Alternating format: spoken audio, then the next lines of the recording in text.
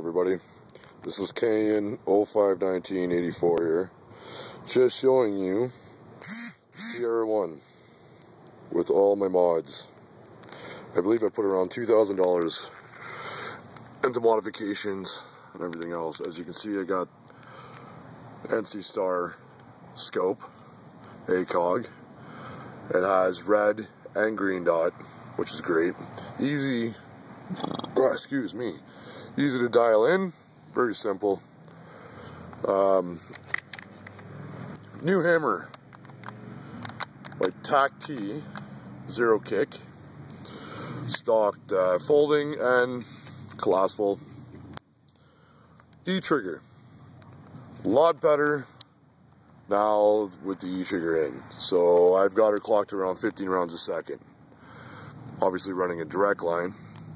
I substituted the clip that came with the Sierra 1. It was too bloody tiny, so I just got a M16 banana stock, which looks disgusting on it. I also have the Wrap 4 collapsible foregrip. Works great, no complaints. I've got an NC Star laser, green to be exact. I don't know if you can see it on the board there. Oh yeah, there it is. Up in that corner. There you go. Amazing during daylight for bush ball. Retarded. I also have an NC Star flashlight. Great all around. Either I'm using it for outdoor games or so on and so forth. Next one would be the Cyclone feeder, Tippmann Cyclone. As you can see, I have the squishy pads in there. Not just to mention, I redid the whole interior. As you can see, I changed the piston housing as well. I also have a lightning rod and the V-rod mod for the Cyclone. So there's about $300 worth of parts just in the Cyclone itself. Next on the list is the Wrap 4 barrel, rifle barrel. As anyone else who might have a Sierra 1 done up to the tits that shoots around 15 rounds to the second will know that you need to get the piston housing. Also, you need to get all the mods that go with it, with the squishy paddle. Without your piston housing, you will not, how do I explain this? Basically, your Cyclone feeder will not keep up to the E-grip. It just won't do it. The housing's not good enough on the stocked housing. So, doing an E-grip change, make sure you buy everything for the Cyclone. Piston housing included. Wrap 4. Like I said, the Wrap 4 barrel, and what I was trying to mention I got lost track of is, even if you're adjusting your velocity or not, with all the mods on the Sierra 1, you will always curve a ball. It doesn't matter if it's a rifle barrel or not, this thing just curves. Doesn't matter with the velocity or not, turned up or turned down, she curves, and she curves like a bitch. So, slapped on the Apex barrel. Great addition, gives you amazing distance, and I've clearly checked it out in my spots. 15 rounds a second, if you look closely at, there you go, completed, completely covered it. 15 rounds, no misses with the Apex.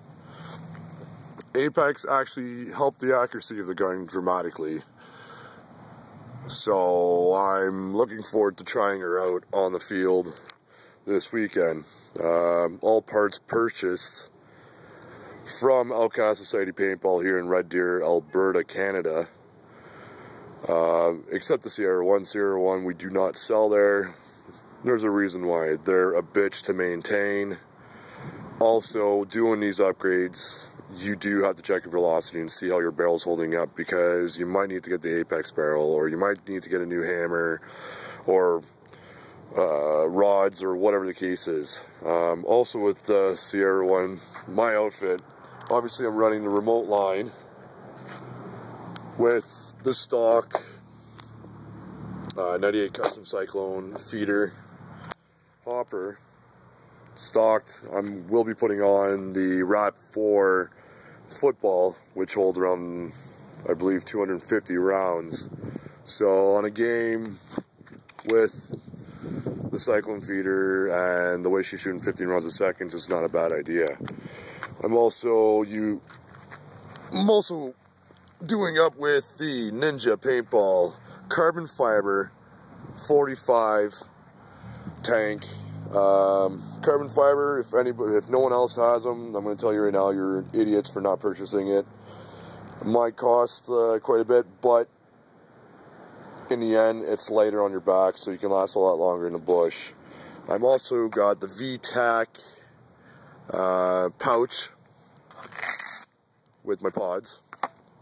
This pouch, actually, you might have 3 pod pockets, but it's actually carrying 1, 2, 3, 4, 5, 6, and 7 pods all together.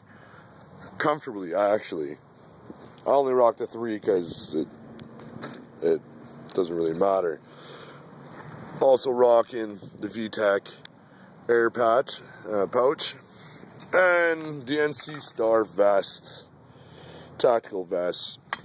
This is actually for your grenades. It's another VTAC accessory. If anybody's rocking hand grenades, whatever the case is, they should be. Oh, this is actually by Condor. My bad. This is a good addition to have, especially for someone like me, because I have my stock clip from my Sierra 1, so I actually keep all my tools and keep her there. So if I need to change, I'll give you an example with the ramping and everything else that the trigger can do. Let's get in here. Okay, now it's on. So you will hear the solenoid go. Here we go. So there's your semi-automatic, normal for any Sierra 1. What I like about it is now I've got 3-round bursts. One downfall is by switching from semi to 3-round burst to full automatic, you do have the 3 safety rule. There you go. Now you got full auto. As you can tell, she sounds pretty good, and full auto did that mess right there on the board. So great addition if you have the Sierra 1. One downfall is I would never suggest anybody to buy Sierra 1. They're great looking guns, but you can buy the shrouds and everything else you possibly could need to have the same looks as the Sierra 1.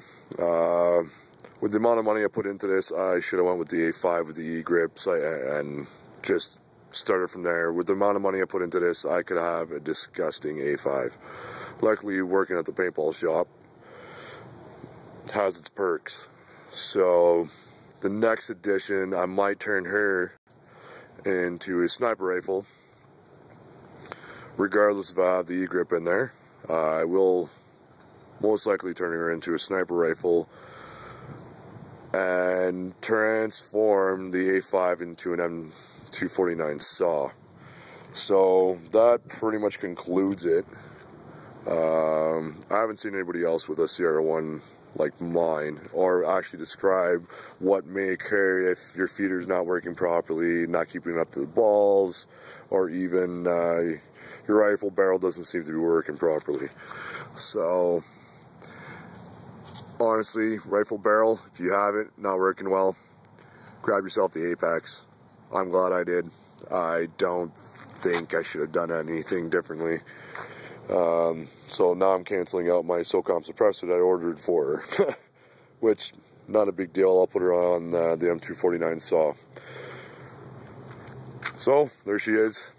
If you're not doing it, do it. Oh, and one last thing, I do have a P99 on its way. Wrap kind of has them on back order for a few more weeks, so I'll be getting my hands on that, which I'll be rocking a sidearm. So I'll do an update once I have the P99 unveiling, unboxing, showing you how she performs. I'd show you how the Sierra 1 performs, but I kind of unloaded the rest of my paint. So I'll put that in the next video, the performance, the curves of the Apex, and also the unveiling of the P99 with my leg harness. Alright guys, well that's it. If you play PlayStation, watch out for me. If you play paintball, again, watch out for me. I hate to admit it, but I am ex-military, so bushball, bring it boys. I'll take anybody on.